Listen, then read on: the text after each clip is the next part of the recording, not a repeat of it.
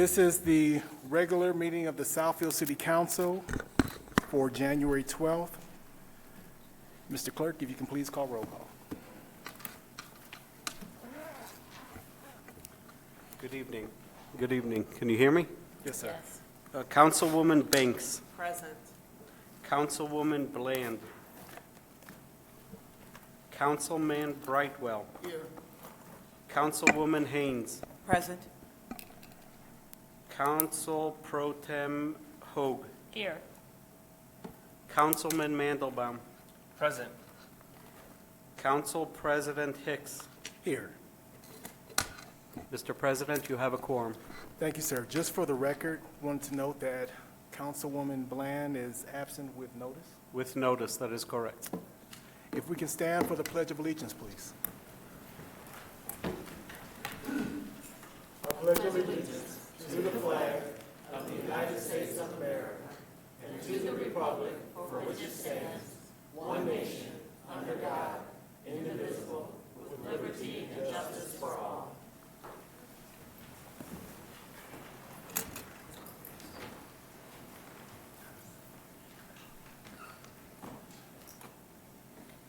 Okay, next item on the agenda is community. Did you have something? Okay. Okay, thank you, sir. Next item on the agenda is communications. The Southfield City Council has established the following rules of procedure for all speakers. Each speaker will have 3 minutes to address the council. Each speaker is responsible for his or her comments, and the City of Southfield does not, by permitting such remarks, support, endorse, or accept the content thereof as being true or accurate. No speaker may make personal or impertinent attacks upon any officer, employee, or city council member or other elected official that is unrelated to the manner in which they perform their duties. No person shall use abusive or threatening language toward any individual when addressing the city council. Any person who violates this section shall be directed by the presiding officer to be orderly. If a person addressing the council refuses when so directed, such person may be deemed by the presiding officer to have committed a breach of peace by disrupting and impeding the orderly conduct of public meeting of the city council, and may be ordered by the presiding officer to leave the meeting. If the person refuses to leave as directed, the presiding officer may direct any law enforcement officer who is present to escort the violator from the meeting. The council may not provide responses to public comments during the meeting. If you have provided your contact information when you signed up for public comment communications, the city will provide a more formal response to you in the near future, should it be needed. The council may respond to comments at the end of communications if they're able to do so.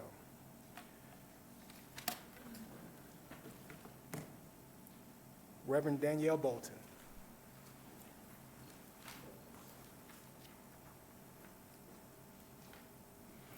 Good evening. Good evening. I am Reverend Danielle Bolton of God is Real Ministries right here in Southfield, 8 Mile Road in Southfield. I am also a resident of Southfield. I want to speak on the data center situation. I would like to bring up some information that was in an article in TechSpot written by Rob Thurman. It was published December 1st, 2025, in which it stated that the Amazon data center was linked to rare cancers and miscarriages in Oregon. I wanted to bring that up because the article cited how the increased chemical toxins in the form of the nitrate concentration increased. It also talked about how the data centers aggravate existing environmental concerns. And I think that's important because the question that I have is, as we already have 11 data centers here in Southfield with 9 providing centers, why is a new one necessary? Secondly, I do not think that it should ever come down to be a contest between money making for the city and the health of the residents. It should not come down to how much money that the city can earn. As elected officials, there will always be times in which your personal views will differ from the views of those that you represent. And I know that everyone may not agree with me, and that is okay. However, it's at that time in which your personal views are different that I urge you to let the voice of the people be louder than your own personal voice. And it's important to just kind of keep in mind that the representation, that you're not representing yourselves, you're representing the people. And I had a question. What is the maximum number of data centers that any one city can have? Is there any studies on at what point is a tipping point for a city? And I leave you with a question that was asked in the Bible. And that question is, what good is it for a man to, I'm sorry, I lost my train of thought. What does it profit a man to gain the world, but he loses his own soul? And that's what I ask you when you consider this. Thank you. Mr. Earl Davis.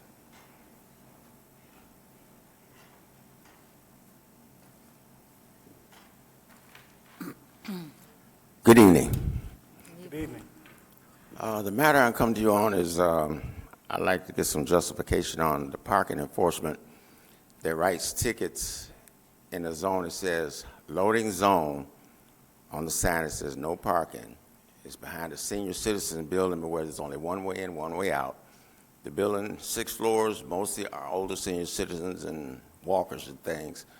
I pulled up one evening to unload some stuff, took it upstairs, come back down to reload some other things, and with the time period I wouldn't come down, they wrote me a parking ticket, which doesn't make sense. Now, I talked to management in the building. She said they shouldn't be writing parking tickets on private property because nobody never complains about the parking. She specifies, she makes it known that is a loading zone only, and most of the tenants comply with that. And I've been there 14 years and load, unload, and never got a ticket. And then he wrote the ticket, he wrote on the wrong vehicle. And I was out of town at the time. I forgot about it when I came back because I do a lot of charter bus running and on the road doing gospel too. But I want to know what is the ruling on parking in the loading? It says loading zone, and then on the bottom it says no parking. So how long are you allowed to stand there? One officer told a friend, they wrote the maintenance man that actually works in the building that unloads and loads and does a lot of work. They wrote him a ticket too. That doesn't make sense. And he was told by them that leave your flashes on and your motor running. You don't leave your motor running on a car unattended. You don't do that. They've had one car stolen right out in front of the building because the man left his motor run, took his groceries, and come back. There was a kid in the lobby, ran out and stole his car. The car was gone for 2 weeks. So and I called parking enforcement. I couldn't get no satisfaction with them.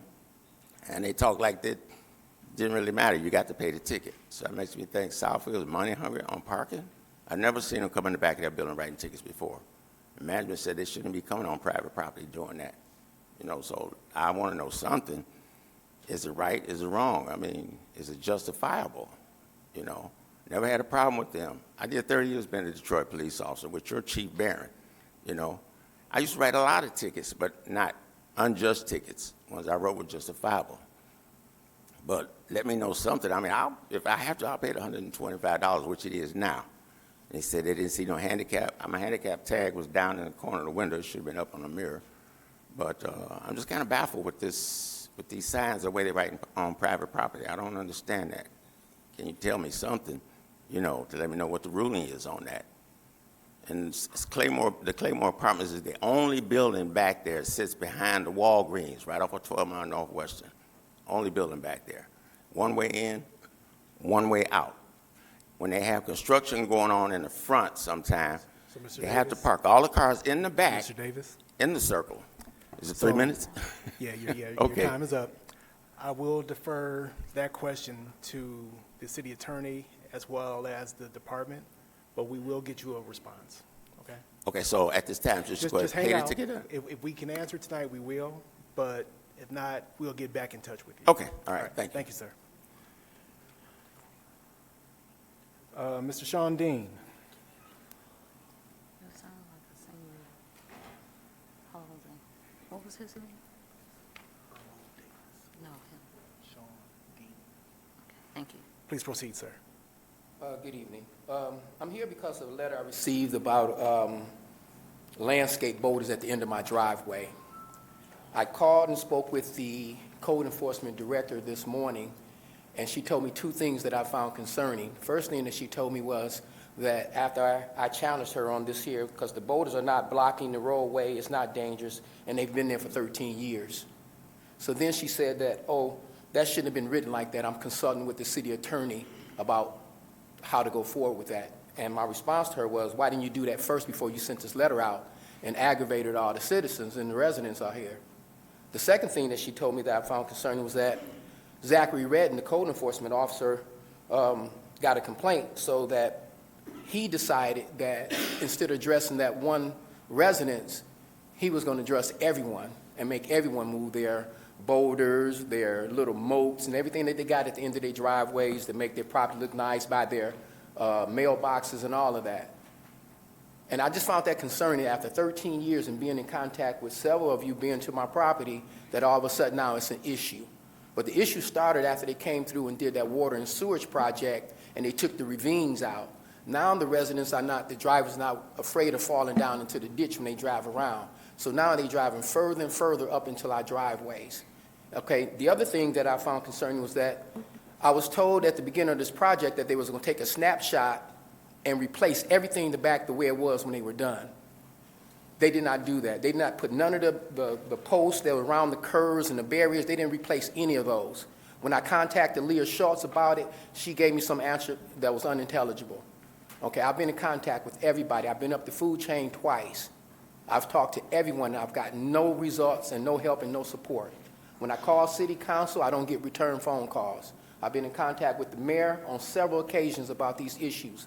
The work that they've done is less than acceptable.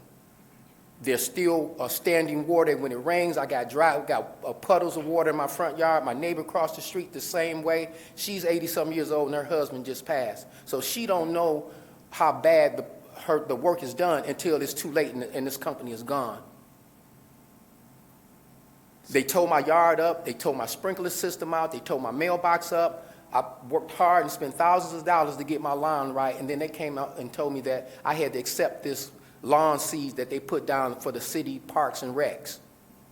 I've been in contact with a lot of people here, and yet and still I can't get any answer and no support. I called the project manager. He'd make promises that never come to fruition. This is not acceptable, and I think somebody need to be held accountable. For the people, of the people, by the people. You all are supposed to advocate on our behalf. Thank you, sir. Your time is up, but as I spoke to you before the meeting, can you send me the information that you're talking to, that you spoke about with the pictures and supporting documentation so that I can follow up? I sure can, but I also would like to know who of you would be willing to come to my house so you can see it firsthand. Mr. Dean. I hear you, sir, but I'm frustrated, and this has been going on for years and on and on, Mr. and Dean, nobody Mr. Dean. nobody wants to get it from behind that seat until election time. Mr. Dean, I will. What Send me street the, is it? what street, sir? Lafayette Circle, 24349. What day you want to come, any of you? I'm off at work at 9 a.m., and I'm free. I'll make myself available. I committed. Can I? Go ahead, ma'am. I want to respond because of what you stated.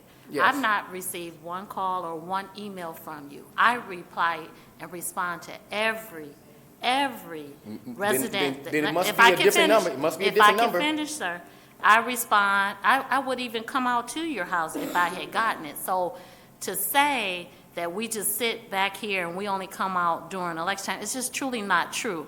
But we will get back with you. You're new, right? No, I'm not, sir. Okay, well, I've never had any dealings with you. At all, zero. And I know, and I'm saying, Okay, so- I haven't, so if therefore, I didn't can reach out finish to and I'll you. stop. I'm just saying, I would have returned your call had I didn't get a call from you. And so I'm just saying, the president have your information. We will get back in contact with Okay, you. I went down the list and called everyone. I even called Mari Mandamar. Have I called you, sir? Yes, and I've been out to your Mayor, house have as I well. called you, sir? Yes, you have, several times. You're the only one, and Mary's the only one that responded. I never got it. All right.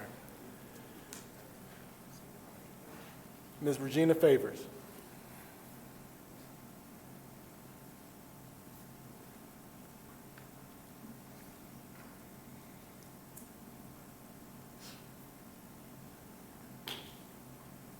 Hello, and thank you. One of my questions has been already asked, but my other question is, you guys have already voted to approve the data center. Am I correct? Yes. What recourse, what do we as citizens, residents, have now that you have done that? It's a done deal? Are you going to go through with it? Is there anything that we can do as citizens or residents to get you to back up off of this? And that's just my question, plain and simple. I mean, I personally don't really see the need for another data center, and I don't see the need for all of our personal information, phone calls, everything being located in a place that you have already announced that's going to be, so anybody can have access. I don't think that that's a good thing, and it's not good for us. So thank you. Thank you, ma'am. Ms. Pagler. She's asking, would you explain to her afterwards? After communications.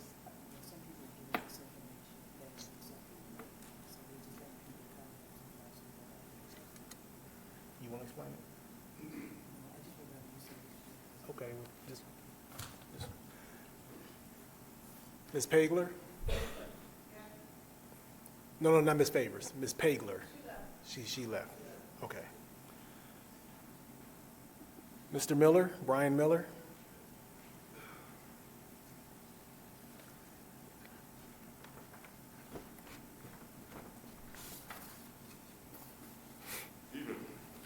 Evening. So I want to address everyone looking at what's happening with crime, and I'm on the Next Door Neighbor app, and they're saying that Oakland County's gone up by 30%. A lot of that probably is within the city of Southfield as well, from what news reports I've been seeing. So my question to the council. Sir, can you pull the microphone a little bit closer Sure. to you? Thank you. So my question to the council is this, right? We all live here. I was at one of the meetings before where the mayor of the city was saying the problem is we can't get in businesses because of predominantly African-American community here in Southfield. Here's some statistics, and then I also want to get into the crime issues that's in Oakland County and Southfield. The estimated contribution for 2025, and this is from AI because I wanted to look it up, estimated contributions from African Americans in the state of Michigan alone is $45 billion to $55 billion. $45 billion to $55 billion disposable income after taxes. The latest reports I saw, and one of the news reports I saw, was about a shooting that happened at a restaurant bar that opened up in Southfield. Many of the businesses that are opening in Southfield are coming in from African Americans. No one wants this type of crime. No one wants this type of violence. No one wants this destruction in this community. My suggestion to the board, to the city council, is that you can implement and legislate out many of these issues. Here are some suggestions.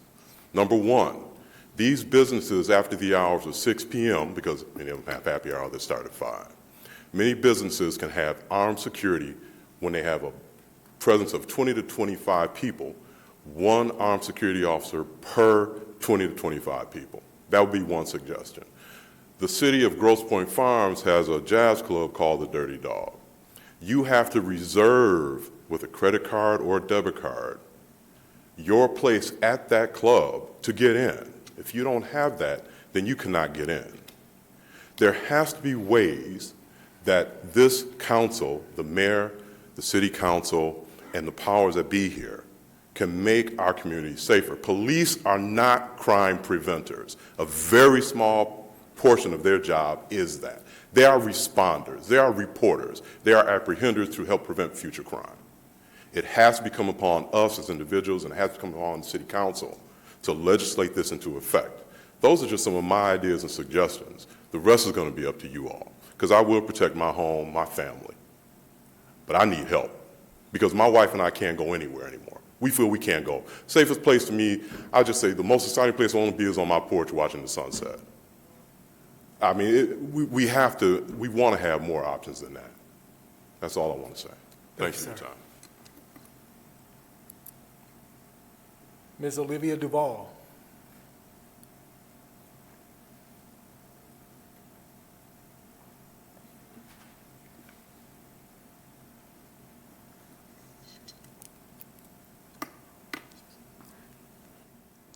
Hello. Good evening. Again, Olivia Duval, Southfield resident. Hello, everybody. It's just really quick, and please excuse my humor, but it's amazing that we, as Southfield residents, can't seem to get what we ask for. We said no to another data center because of how it will affect us in various ways, but you still voted yes on it. We asked for a pool, you tried to give us a splash pad.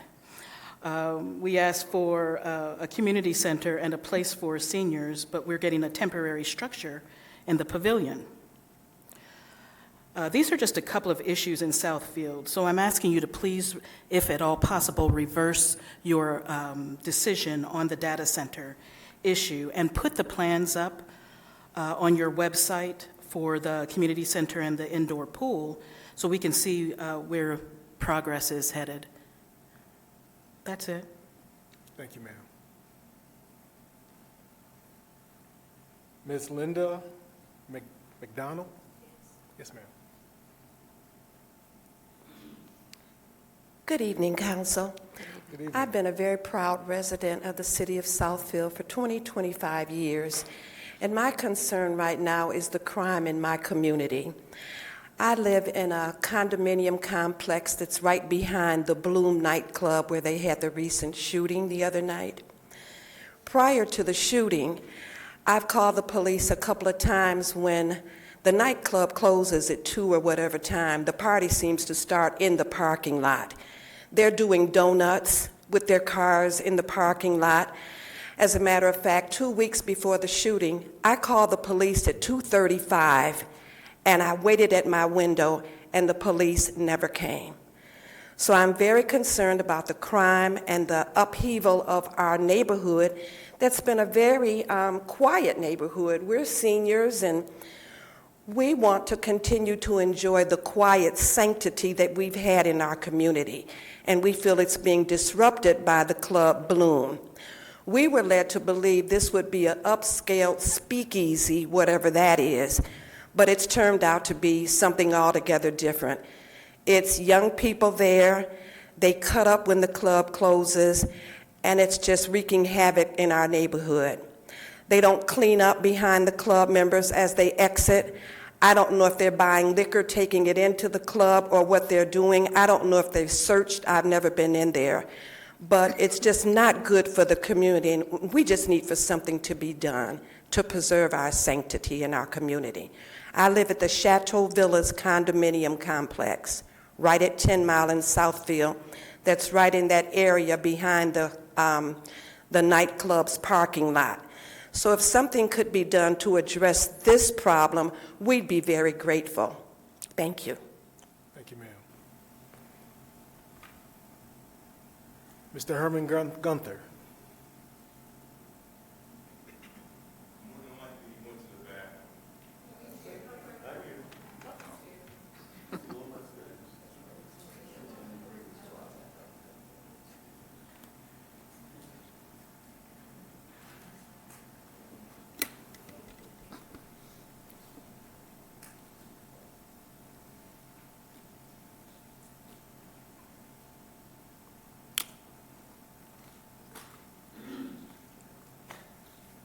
Good evening, Council, Mayor. Good evening. Harmon Gunther, Southfield resident. Last week's COW meeting Oakland County presented a project of making Southfield Road a boulevard. Thinking back on the proposal, it goes from the end of the expressway to 10 Mile. Then you have Lathrop Village, and it goes from 12 Mile to 13 Mile. Just to add a boulevard, green space in between. It wreaks havoc with the traffic flow. The lights at 10 Mile and 12 Mile, which are left turn lights on there, what's going to happen to those? The representative from Oakland County was never able to answer those questions. I think it is a big mistake for Oakland County to waste all that money, which hasn't been allocated yet, and probably won't be allocated till 2031. So, I think, we should nip the bud in the butt, so to say, before it goes to fruition, because it's going to cause more troubles than it's worth. Thank you. Thank you, sir. Joseph Person.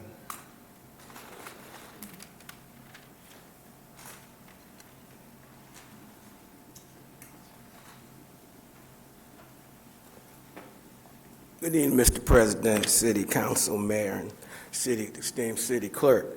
Got a problem here. Went to the Charter Review Committee meeting on December 11, 2025. And the agenda I'm looking at here had a call to order, public comments, approval of agenda, approval of the minutes. Then we got a report from the city attorney about rules and procedures and Robert's Rules of Order. I'm impressed with that, because y'all are starting to look at Robert's Rules of Order and how you should run a meeting. Then when we got to unfinished business, they talked about the charter, the administrative division, the planning department attachment. But when we got to new business, that's what my concern is. Someone wrote to the city attorney anonymously a letter that said they wanted to change the amendment that we fought for in 2020. Ladies and gentlemen, let me give you the facts. 36,102 people voted on that day, November 5th, 2020. 26,218 voters voted yes for that proposal, which is 72%, and 9,884 voted against it, which is no. We won overwhelmingly. The residents and the citizens of Southfield have spoken on the issue. We should never again be trying to take away our rights for the primary, but to get to their questioning of the primary and how much money we're spending on primaries, why don't you do like the school board does? Let's have our meetings, let's have our elections on even years. So you need to have it when you're having the governor's meeting, the governor's election, or the presidential election. That way you'll save more money. You won't have to worry about money. That makes sense to me. So that means the person that's running for only 2 years will stay in 1 year, and the person that's supposed to be going out in 2029 will stay, for 2028 or 2027 will stay for 1 more year for 28. At the end of that, ladies and gentlemen, we got to stop the craziness and stop taking our rights away from us. I don't understand when I pivot away from this to this data center, they had no money, and you voted yes for it 5 hours later. But if I'm correct on that YouTube video, if I'm correct, you said you weren't voting for that. You weren't going to vote for it that night. And I'm going to go back and look at it to see if I was wrong. And then you voted for it. And they have no money. This is not going to be pretty. This is not going to be pretty.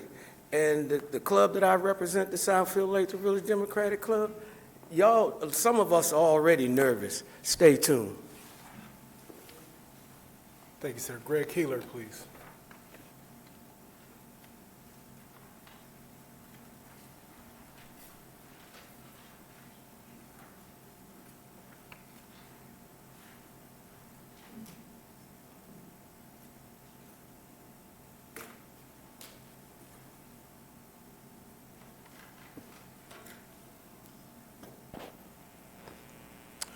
Greg Keeler, Southfield resident. A picture is worth 1,000 words. At our last council meeting on Monday, the council president had to point at a picture that was up on the wall so everybody could know what he was talking about. When we come for our property tax assessment, we come to this room and our pictures are up on the wall. When people were complaining today, they should have been able to have their pictures up there so you could see exactly what they were talking about, what the ravine and everything, what the different numbers and how their areas and everything else were. I also brought up a question to you a year ago, which was stated that the residents of Circle Drive were the ones who voted down having a sewer line put in. I asked you, have you ever asked about that?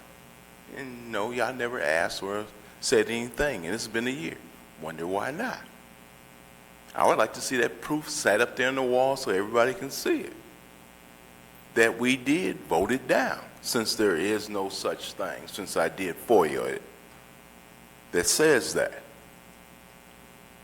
So I would like to see pictures up there so we can see exactly what we're talking about when people come here and say this will mess up this or we have this problem in this area.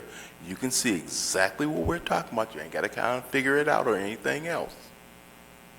And since I do know you have that capability from when taxes are done, it should be also allowed here, since this is a public forum and everybody can see exactly what you're talking about, and well as those out in the public audience. The article she talked about with the data plan, that should be able to be seen, or some type of evidence that she has where it came from, so you know exactly where it came from, where the source was, or what was the source.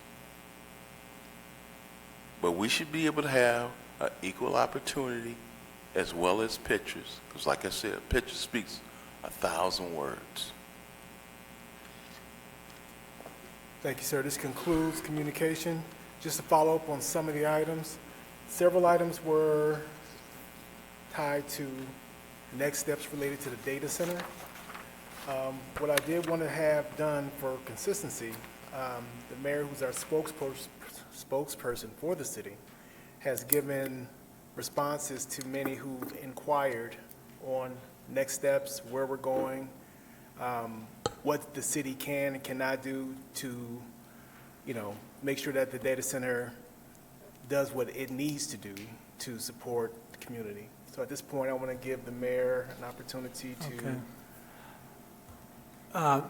read information from that statement. Good evening.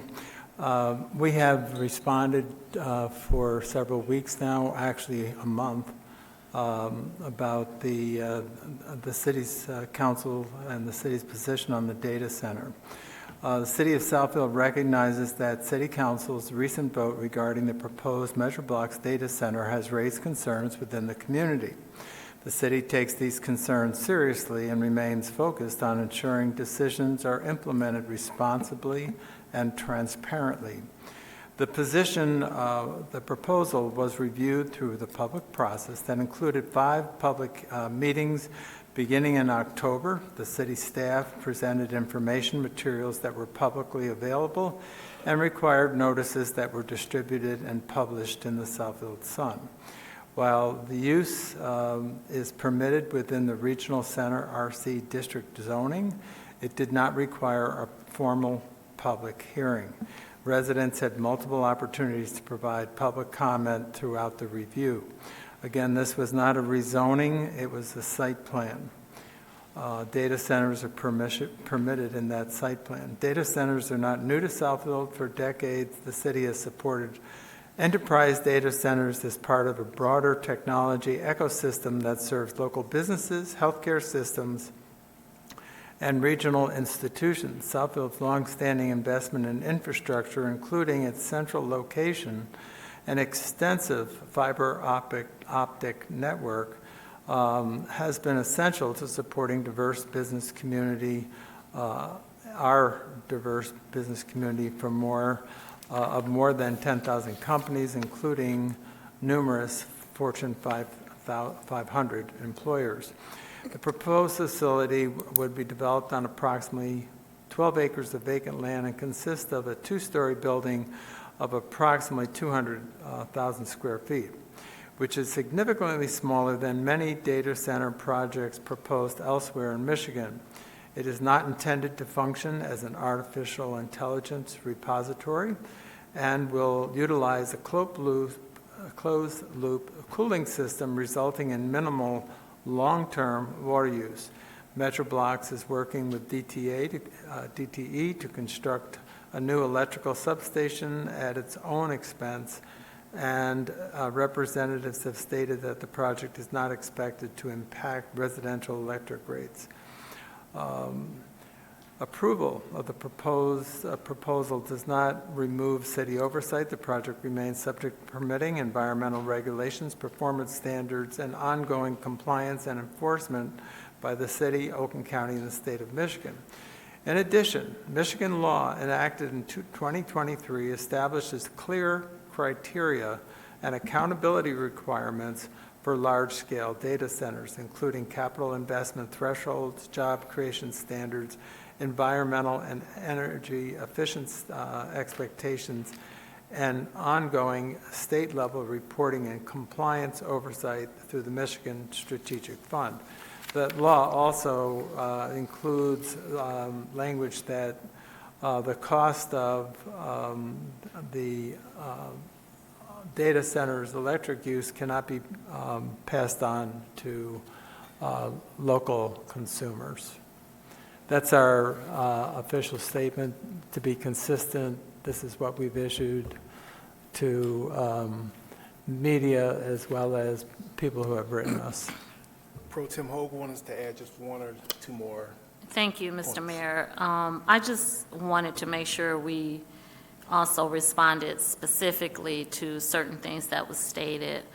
Pastor Bolton, I want you to be assured that our decision had nothing to do with money versus health. There's just certain things that we have to abide by, our charter and things of such. Otherwise, we create another problem for the city. So I just wanted you to know that. And then also, I can only speak for me on this, is that a lot of times my decision is not what I may believe personally, but again, what has to be done for the city and to make sure that we keep the city viable. Hopefully that makes sense, but it was never a choice of money over health. And I'm hurt that you would think that, actually, because that's not, I don't know of any of my colleagues up here that would make a decision in that way. Ms. Duvall, you can certainly reach out to me, and I'll call you because there's some things that I can also tell you about that maybe you're not aware. But let's see, then lastly, Ms. Regina Favor. With any project that we have, you know, it may pass, but it doesn't mean that it comes to fruition. And I'm not saying that we're forecasting anything, but there's still more phases to this that has to come about. So I just want to put that out there. I'm not saying that, you know, we want anything to fail, but there's more to it. But the biggest piece that I want everyone to understand is that in no way were we trying to make a decision that will impact anyone's health for any financial gain, certainly not for us personally, but not even for the city. But there's just certain things that we have to do per the charter. And that I would encourage everyone to also read those charter and our zoning and things of such, that there's just certain things that if it meets all of our requirements of the city, we have to allow it as it stands today. Okay? And I just don't like for it to be thought that there was any financial gain or any desire to put anyone's health at risk, because that certainly is not the case. Thank you. Thanks, Pro Tem Hogue. There were a few other items that were brought to our attention. Mr. Davis, related to you, the parking on private property. What I've done since this meeting began is I did send a copy of your citation over to administration for us to better understand what can or cannot be done on private property. So, and I do have your contact information, so we will be reaching out to you with a follow-up. Okay. The other item that was lifted was related to the landscape boulders and a few other items by Mr. Dean. Mr. Dean, during this conversation, I did send you a text that I am willing to meet you, and I can share your number with my colleagues. But if anything, I would rather just come out, get the information, and share it amongst them so that they can have what your concerns are. But in the interim, if you can send me an email with what those concerns are, just to make sure that I have them comprehensively. There was a couple of items related to public safety by a couple of you all who came to the podium. What I can say, there have been situations in the past at some establishments where the council implemented procedures to mitigate the risk at certain venues. Before we take action on the most recent activity, we want to allow our police department to complete their investigation on what happened to get a better understanding before we start trying to impose legislation upon them.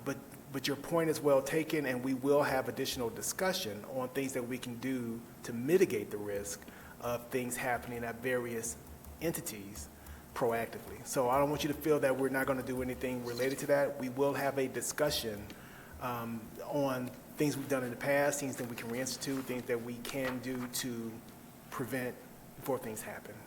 So thank you for lifting that. And there was one other speaker who spoke to safety more directly to a venue. What I will do is to try to broker a conversation between those business owners in that neighborhood, just so that they can have some collaborative, cohesive discussion on things that could be done differently. So she's not here right now, but I do have her contact information. We'll reach out to her as well. I think at a high level that was Mr. Gunther. So Mr. Gunther,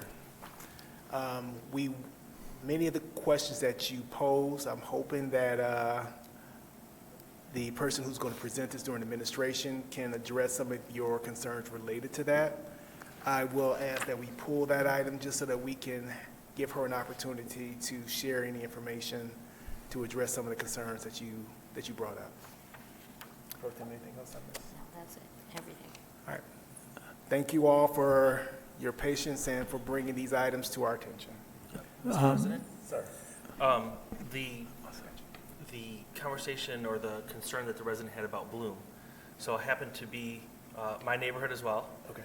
I happen to be on the board of the HOA in that neighborhood. Yes, sir. And I did receive also many calls, texts on Saturday, Sunday, because of issues that have been stemming since they opened. I don't know how many of us were on council at the time. We had a similar issue with Bar 7. And I know we had a special meeting. We had our police chief at the time. They went in, they did a survey, they went in and talked with the owners and said, hey, this is the best way to prevent issues, and this is what we recommend. And I know that issues still happen there from time to time, but it's not as frequent, and that's maybe something we want to do. But I do know that there's a lot of people in the neighborhood that were not happy being woken up at 2 o'clock in the morning from police and sirens and everything else, and then when they found out what happened. So if you're going to broker a meeting, please include the homeowner association behind the condos as well. There's 2 different ones, and I'd be appreciated. Help me with that contact information, and I'll include them in that conversation. Okay. Yes, ma'am. Thank you. That's what I wanted to say, that we could possibly take that up in the neighborhood committee as well to deal with that and talk about it. In addition to that, any business that comes to the city of Southfield has an obligation to protect their establishment and to reach out to the police department. They will come in and personally do a check for security and give you some ideas and information.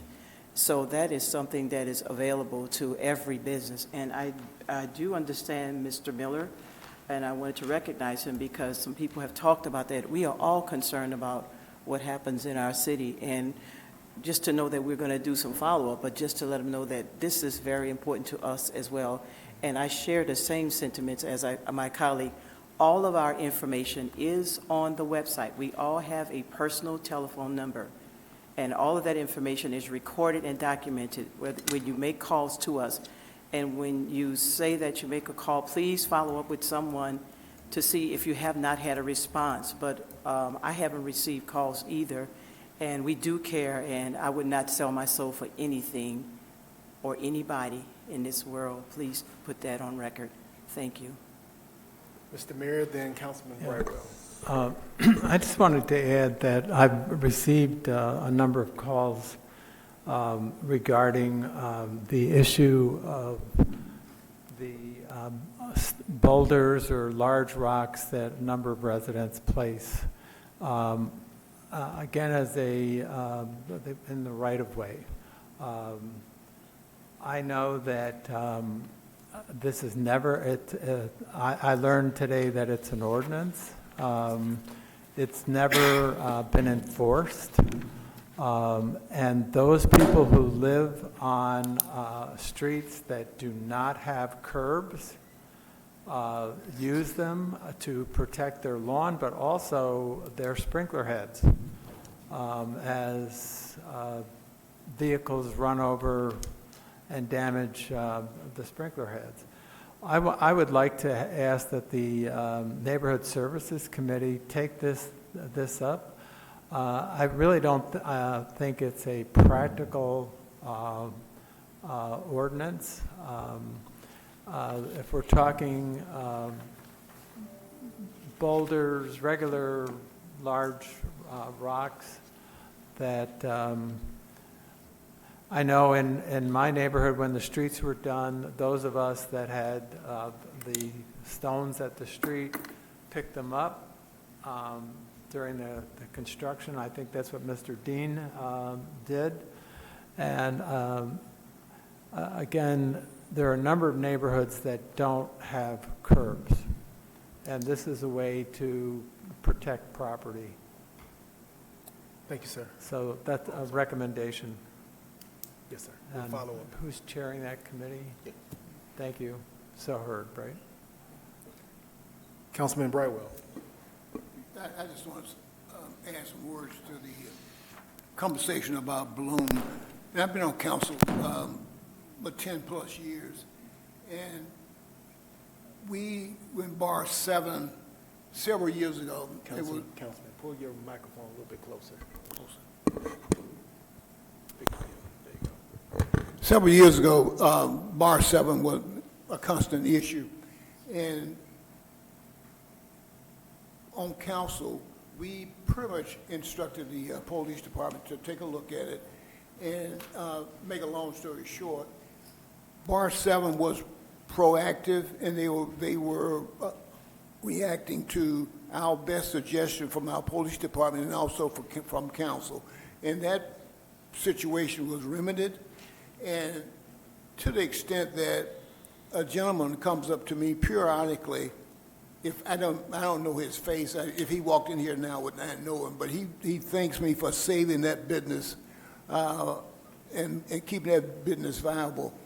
But primarily, they were responsive to what the remedy could be, and there was numerous items that the police department recommended and that council recommended and supported. And so, with respect to Bloom, I can literally state that the council, with the support of our police department, we will pretty much remedy that situation to make sure that it's livable by all involved. And so I just want to bring that forward just to say that we are the council is supportive of businesses and also, obviously, the community.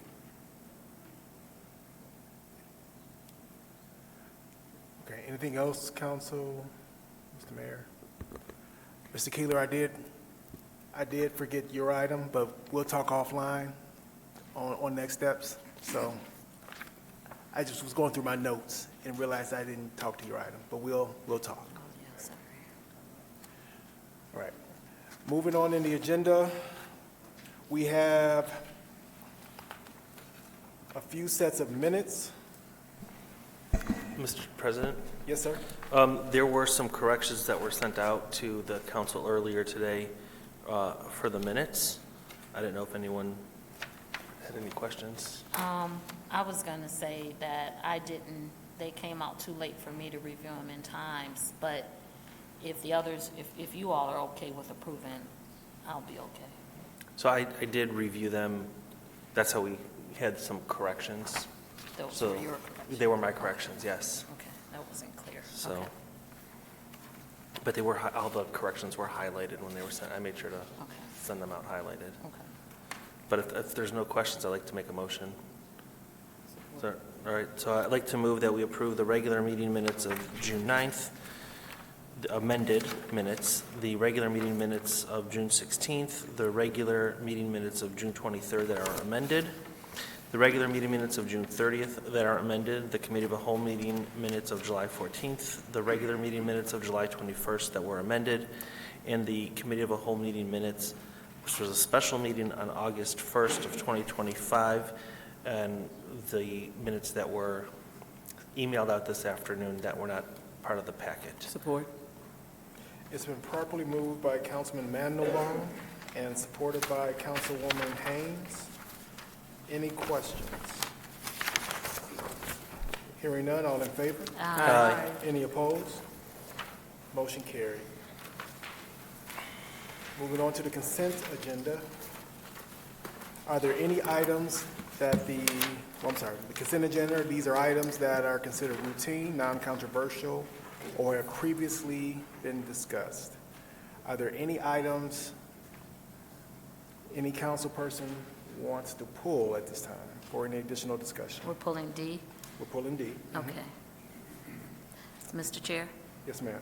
I move that we approve consent agenda item A, authorization of contract for physical and medical examination services for the fire department. B, receive and file Public Act 202 of 2017, Protecting Local Government Retirement and Benefits Act Annual Report 2025. C, the authorization to purchase auto parts. And E, authorization for additional preliminary engineering services for the 9-mile shared use pathway, northbound Northwestern Service Drive to Greenfield Road. Support. It's been properly moved by President Pro Tem Hogue and supported by Councilwoman Haynes. Any additional questions? Hearing none, all in favor? Aye. Aye. Any opposed? Motion carried. Item D.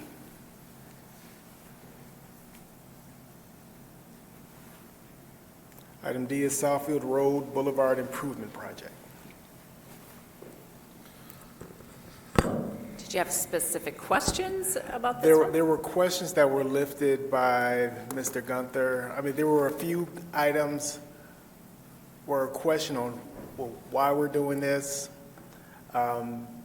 Some people were not in favor of having a median in the road, and we just want to make sure we give some clarity on what the project of this, what the scope of this project is, what we're doing, why we're doing, and what we hope to achieve, maybe. Okay. I think that might be helpful. Okay. So what we had discussed at the committee of the whole meeting, some of the purpose for the boulevard concept here. So the primary purpose is traffic safety, and it gives us an opportunity to re-envision this corridor with all of the non-motorized improvements there as well. So sidewalks and everything. So the environmental assessment really included the entire corridor. So where Southfield Freeway ends, which is approximately Mount Vernon, all the way up to 13 Mile Road. This the first portion that the Road Commission had wanted to proceed with was from Mount Vernon all the way up to I-696. And because there was not support on the Lathrop Village end, they've scaled it back to go from Mount Vernon up to Lincoln, which is our city limits, to start this design phase.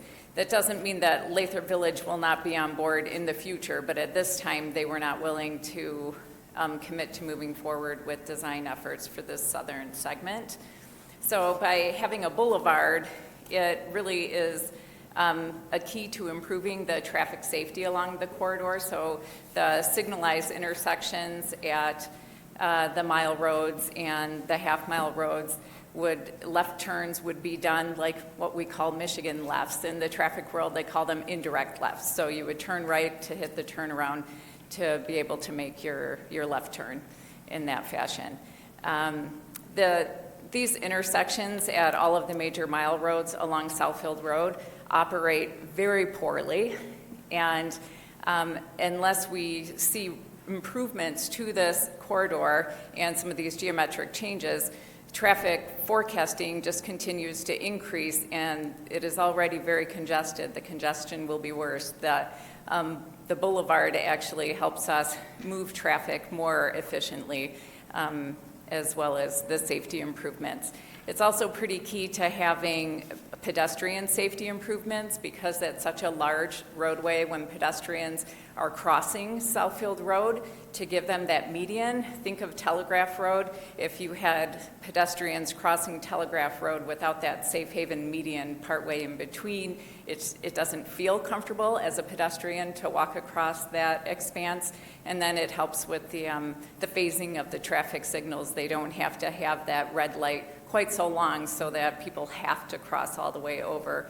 Southfield Road's a little bit smaller than Telegraph, but it would be a similar size median in the center. So they need that wide so that the trucks, big freight trucks, fire engines and such can make those turns to do the U-turn, utilizing those crossovers, is what they call So, Ms. those. Schultz, you touched on some of the lighting, I believe, questions that the constituent brought forward.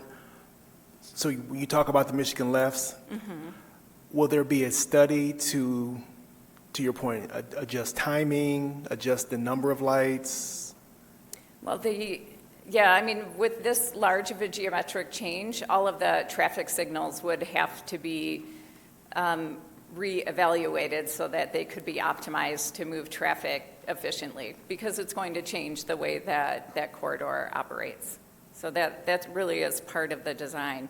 So this, the boulevard concept, so that's what that was included in the environmental assessment. Now, exactly what that looks like and what everything is, we don't know yet, because the detailed design has not really started. So just the broader traffic safety, getting traffic moving more effectively, the non-motorized, so pedestrian improvements there, those were all kind of key elements that through the last 25 years since we've been talking about this project, those are some of the goals to really transform this corridor and make it easier to navigate by car, or if you were riding your bike, or a pedestrian walking along. Council, yes, Pro Tem. Thank you, Mr. President. Thank you, Madam Engineer. So you spoke on the lighting and how that will effectively move traffic through, because I know people will wonder, well, how does that help ease the traffic through? And I hopefully it makes sense to everyone that it's lesser time spent on the red lights to get them through, better pedestrian walkway. So again, as they're crossing, they don't have to run or they're stopping in between.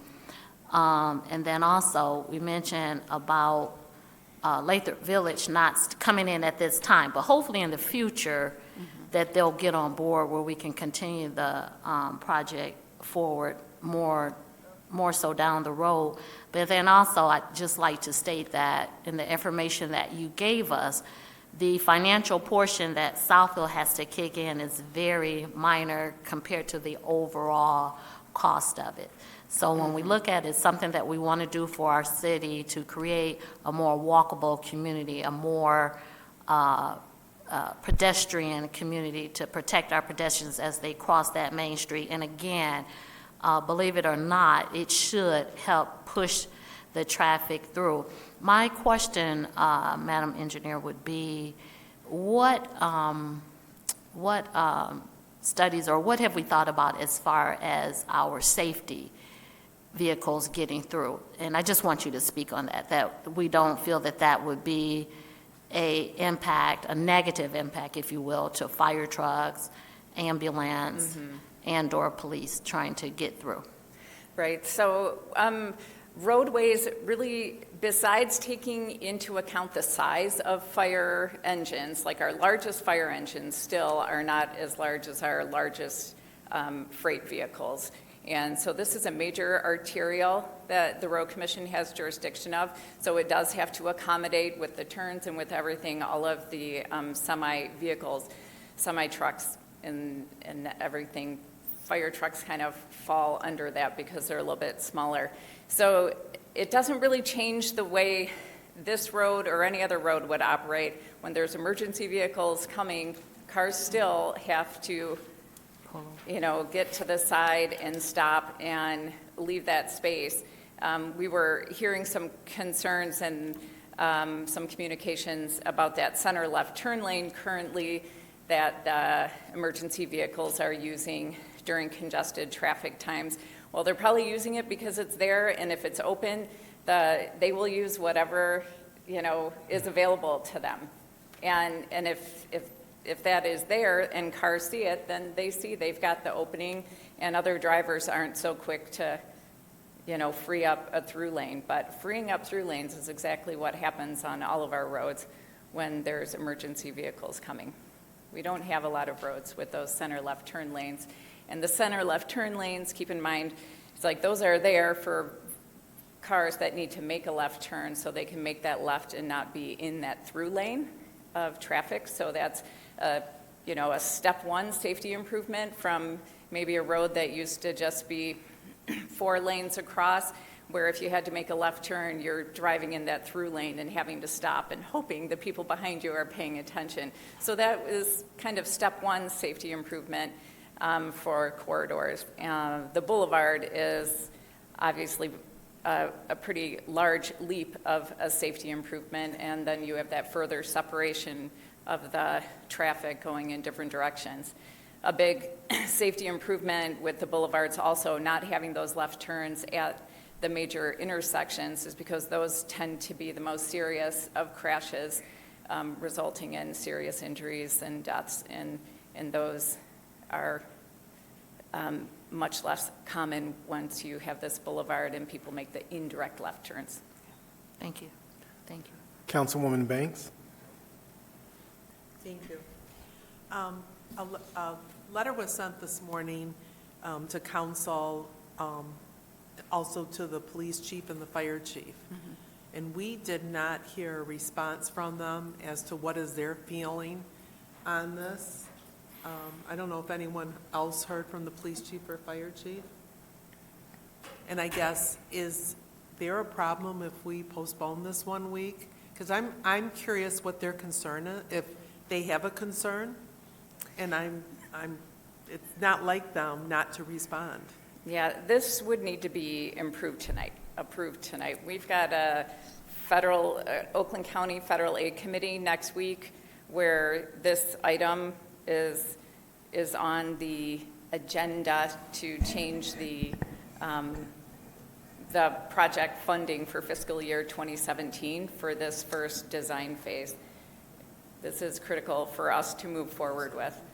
But we have a meeting next week. We have a Monday, and No, we have a meeting Tuesday. But we also have a meeting on I was going to say, we have a Friday, meeting on this on week, Thursday, I'm sorry. We could talk about it Thursday. I mean, I can just speak for myself personally. I would like to know their feeling on it. I remember when we put, I believe it was just a little tiny concrete boulevard on 8 Mile and Evergreen. There was some concern, and they just kind of reconfigured that area for some of the larger trucks to move around. I mean, during the design phase, there will be opportunities, there will be public engagement meetings.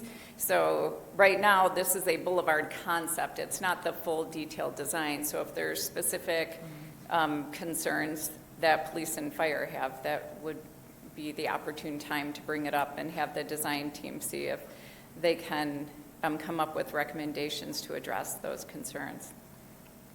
So at that time, if they had a recommendation or did not like what was being proposed, they would be heard, or it would be too late because it's already been approved? Well, everyone is heard during the design phase, so that's kind of the challenge. So our roadways have to accommodate everybody. So the public safety is part of it.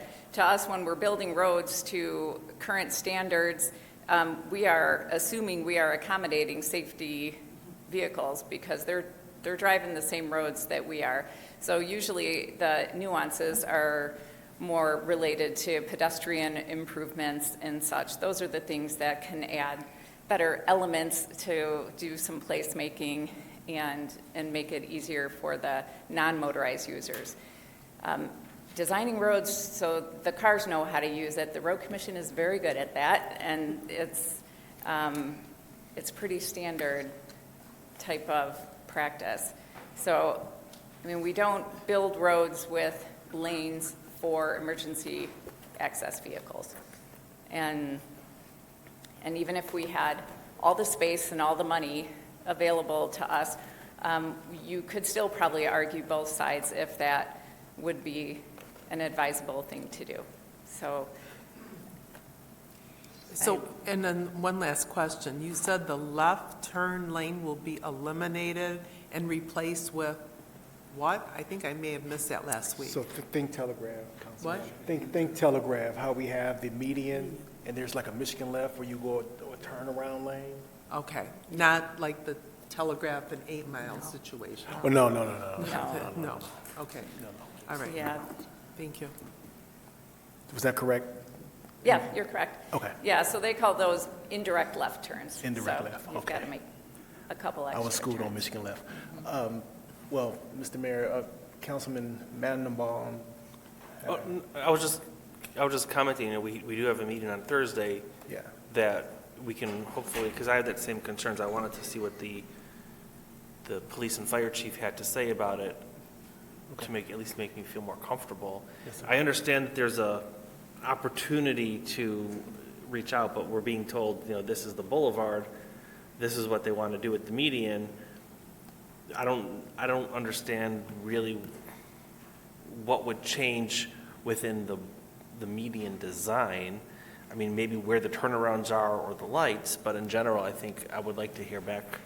I think Thursday should be enough notice. So we can have a resolution at the meeting on Thursday? A resolution of support? That's what I wasn't sure of. We could. Yeah. Mayor Cyber, then Councilwoman Haynes. I mean, I think that's providing we get a response from the police chief and the fire chief. Well, I'm looking at their boss, so, just saying. I'm very in favor of the boulevard. I think it gives us an opportunity for economic redevelopment on Southfield Road. Right now, it's a dividing, with 7 lanes of traffic. It divides the neighborhoods on either side. I also feel that this would be enhance our pedestrian-friendly initiatives that we've been working on for a good dozen or more years. And having been around a long time, Oakland County Road Commission and the state promised to start this project in 2002. It's been 23 years of waiting, and the only thing they've done since is patch it here and there. This is really an opportunity for us to change the look of a major street that bears our city name, and improve our walkability. Thank you. Thank you, sir. Councilwoman Haynes, then City Administrator. I agree with what the mayor said, and also you're saying the approval tonight would just be to go further with the design. Correct. And I think that's great. There's a partner in the city that had a road similar to ours, and they put in the same design, and it was 100% improvement. I think it's really important that we look at that, and I understand the concerns, but to know that we can address those concerns and have those concerns dealt with after we make the decision would help us go further. But I think it's really supported to go ahead with design would be very important. Thank you. Mr. Administrator? Thank you, Mr. President. Obviously, the exercise of this design component will provide that opportunity for police and fire to review the design, conceptually how it works, and the modeling. And having been through this in another community and interchange design in that, this is really the ideal situation, because the public safety folks will get an opportunity to weigh in on the design, and that will be a key critical component. Other part that hasn't been brought up, it's also an opportunity to review your stormwater movements down the corridor, because all of those ditches will be enclosed. So, Mr. Administrator, I don't want to speak on behalf of the concerns that I heard, but I guess the question is procedurally. If we were to approve it and then go through the design phase where all the key stakeholders, including fire and police, weigh in, can we pull out at that point? Can we modify? What are our options? We can pull out of the funding. We'll have some control there, but we can certainly modify and have input on that design, and that's what this stage is about. Does that? So, based on that, Yes. what's the pleasure of the council? I had a question. Yes, sir. For that. We're giving a resolution of support, and we're saying we're going to help fund some of it. How do we pull out our funding if we don't like what's going on? You have the funding for the design component, and we're making that commitment. But also with the design, we'll also work to secure additional funding. There are those funding mechanisms that are in place, but by the time this goes through, and this is a couple-year process. Yeah, it's several years. There may be a whole new Tiger-type formula, other ways to fund this. Those of us at this table, we know this. The second infrastructure bill never passed. Had that passed, there might have been a faster track. But this puts in place the process to queue the city up for that funding, a conceptual design. Funding, Ms. Schultz has mentioned the Federal Highway Administration. It goes through SEMCOG and their Transportation Improvement Plan. Very long, drawn-out process. The process is typically 5 to 7 years. We don't like it, but our public safety folks will have an ability to weigh in. And then all of this design would also be in compliance with the Federal Highway Administration. When we did Telegraph a few years ago, remember some of the boulevards got narrower up at 12 Mile, and our landscape was impacted. That was about meeting the Federal Highway Administration safety designs and maneuvering for safety vehicles and freight trucks as well. So based on that feedback, council, what's the pleasure? Do we want to proceed at this point, or do we want to have this as an item for Thursday? I'd like to proceed, because if you think, it's all the measurements are put in place to make sure that it's just not something that's just going to gloss over. So, just main thing is we would like, I'm sure we all would, it's just basic follow-up to make sure that the timely manner of all the input can be, where we can know. Not just, I don't want to say that we just forget about it, but what I mean is that we get the regular updates. Because it's such a long span, a lot of things happen between the time. Seats could change, but we still want the commitment to be the same. So just if we can just get that commitment. The chair will entertain a motion. Mr. Chair? Yes, ma'am. I'm sorry. Mr. President, I move that we approve consent agenda item D, Southfield Road Boulevard Improvement Project. Support. It's been properly moved by Council President Pro Tem Hoag and supported by Councilwoman Haynes. Is there any additional discussion? Hearing none, all in favor? Aye. Any opposed? Motion carried. Thank you very much. It was Councilwoman Haynes. He said it also, but you know. it was Same a- two it was a people race. for all items. Yeah. So, Moving on to ordinances. Mr. Chair, Yes, sir. I move that we enact ordinance number 1825. Support.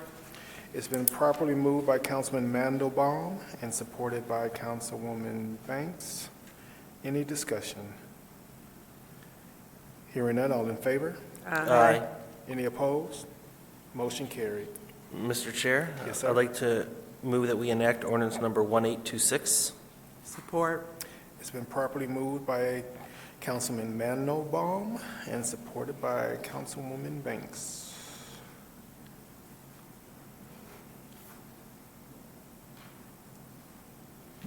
All those in favor? Any additional questions? Hearing none, all in favor? Aye. Any opposed? Motion carried. Mr. Chair? Yes, sir. I'd like to move that we enact ordinance number 1827. Support. It's been again a motion by Councilman Mandelbaum and supported by Councilwoman Banks. Any additional questions? Hearing none, all in favor? aye. Any opposed? Motion carried. Moving on, council. Councilwoman Banks, anything this evening? I don't have anything to add, except I would just like to wish everyone a very happy and healthy 2026. Looking forward to working with everyone this year. Thank you. Thank you. Councilman Brightwell. I have nothing to add, other than the fact that if you're a veteran, if you're having issues, please reach out to the VA and the Dingle and/or the Ann Arbor. We know that only about 48% of veterans utilize the services that they are authorized to receive. So if you're a family member or friend knows a veteran, tell them if they need anything, whether it be education, health, reach out to the VA and you will earn the benefits that you are entitled to. Thank you. Thank you, sir. Council President Pro Tem Hoag. Nothing from me, Mr. President. Thank you. Councilman Mandelbaum. Thank you. Just really quick, I just wanted to thank the city's health officer. Yesterday, she provided a CPR class to some children from my neighborhood. It was well received. They are now certified in CPR, which I think is a valuable tool everyone should have. The classes are offered at a minimal cost, just the cost of the certification, but it's a valuable tool, and I encourage everyone, if you have not taken the course, you work through our fire department, and they will be more than happy to provide that course to everyone. But it was very valuable, and I'm very appreciative because my daughter took the course, and now I feel a little bit safer. So thank you. That's all. Awesome. Thank you, sir. Councilwoman Haynes. Just want to say Happy New Year to everyone. And also, when we had the mention of the Christmas celebration at the library, the Sleigh of Giving, I failed to mention a couple of the restaurants that really supported the city. Tim Hortons, Rolanda Shekel, who is always very supportive of supplying food for the city, for coffee and donuts, which is very well received, of course. And also Fuddruckers provided some lunch for the volunteers as well, and also Nicola's. These are people that when we call on them, they always show up and support the city. So I just wanted to personally say thank you to them for all of their efforts. And also would like to encourage the residents to really seek out asking or checking the website to look at the past council meetings to get more information, because I think when we came up here, there was some confusion between the voting of the site plan. I think some people misunderstand that. And, you know, we are a welcoming city, so we're not, we're on your side, and we may not always agree, and we can respectfully disagree, but please understand that within these times that we have right now, let's be respectful of how we deal with issues and how we come forth and get the right information, and I hate to say this, but sometimes from the right people, because we don't want any stirring up in our city over issues that really don't need that. We are here to help. I am here to help. We have numbers, like I said, to call, and please, let's remember, we want to keep the standards high in Southfield and also keep it a safe place. So please remember that. Thank you. Thank you. Just real quick, first of all, Happy New Year to everyone. But January is often celebrated for service. And there's several organizations where a lot of our residents are members. Members of Alpha Kappa Alpha Sorority Incorporated, members of Delta Sigma Theta Sorority Incorporated, Kappa Alpha Psi Fraternity Incorporated, Phi Beta Sigma Fraternity Incorporated, Zeta Phi Beta Sorority Incorporated. When asked to service and support efforts within our community, these organizations have been faithful and consistent. President Pro Tem Hogue is a member of Alpha Kappa Alpha. I'm a member of Kappa Alpha Psi, and when called, they serve. There's some other groups, but we get to them when it's their month. But thank you all, and Mr. Mayor, anything from you? Just a invitation and a reminder that next Monday we will celebrate our 41st Martin Luther King Peace Walk and program. We will gather at Hope United Methodist Church on Civic Center Drive near Lasher, starting about 9:30, and we will walk down Civic Center Drive to City Hall, and starting at 11 o'clock, we will have our annual MLK program. Everyone is welcome. And again, we are the first city in Michigan to have a Martin Luther King walk 41 years ago. And we have the distinction of having the largest. So come on out. The weather shouldn't be too bad, but dress appropriately. You said too bad. Thank you, Mr. Mayor. City Administrator. Thank you, Mr. President. As the mayor has indicated, Monday is a big day, one of our signature events in the community. I want to just communicate to council the city's doing its part, working with the task force. Parks and Rec is prepared. Our public safety department will be out there, as well as Public Works. The banners have been hung. We're going through that transition of the Christmas holidays. I was shocked the guys were able to get all of those up last Friday with the wind.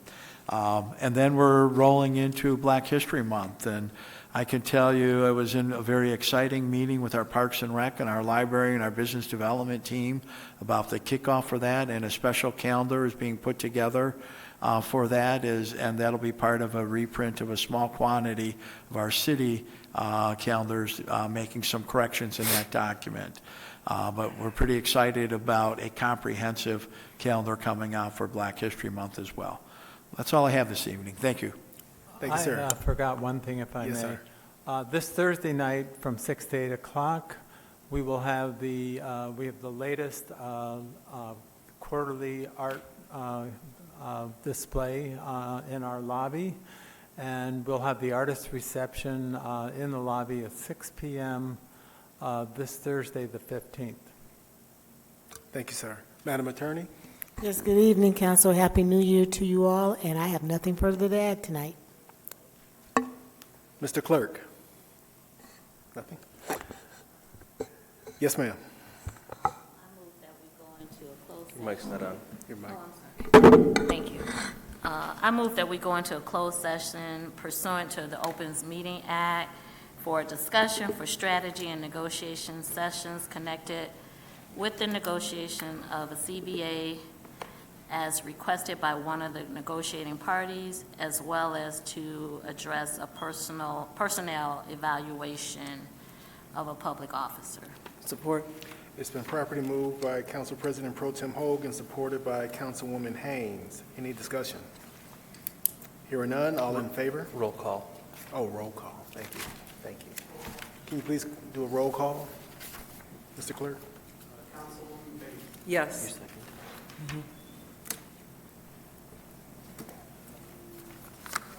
Councilwoman Lambert is absent with notice. Councilman Greg Black. Yes. Councilwoman Haynes. Yes. Councilwoman Pro Tem Hoag. Yes. Councilman Mandelbaum. Yes. Council President Hicks. Yes. It's 6 ayes, 1 absent. Motion carried. We're now in close. Let's go.